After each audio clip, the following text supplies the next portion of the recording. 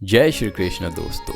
अध्याय 1 कुरुक्षेत्र के युद्ध स्थल में सैन्य निरीक्षण। छंद 15। पांचजन्यम ऋषिकेशो देवदत्तम धनंजय पौंड्रम दधमौ महाशंकम भीम कर्म विक्रोदरः। भगवान कृष्ण ने अपना पांचजन्य शंख बजाया। अर्जुन ने देवदत्त शंख तथा अति भोज एवं अति मानवीय कार्य करने वाले भीम ने पौंड्रम नामक भयंकर शंख बजाया। तात्पर्य, इस श्लोक में भगवान कृष्ण को ऋषिकेश कहा गया है क्योंकि वे ही समस्त इंद्रियों के स्वामी हैं। सारे जीव उनके भिन्नांश हैं। जीवों की इंद्रियां भी उनकी इंद्रियों के अंश हैं। चूंकि निर्विशेषवादी जीवों की इंद्रियों का कारण बताने में असमर्थ है, इसीलिए वे जीवों को इंद्रिय रहित या निर्विशेष कहने के लिए उत्सुक रहते हैं।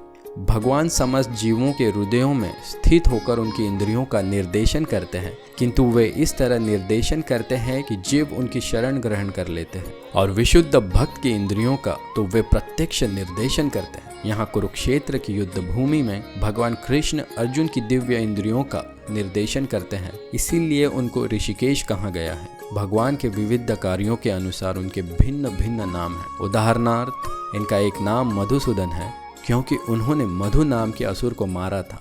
वे गौवों तथा इंद्रियों के आनंद देने के कारण गोविंदा कहलाते हैं। वसुदेव के पुत्र होने के कारण इनका नाम वासुदेव है। देवकी को माता रूप में स्वीकार करने के कारण इनका नाम देवी की नंदन है।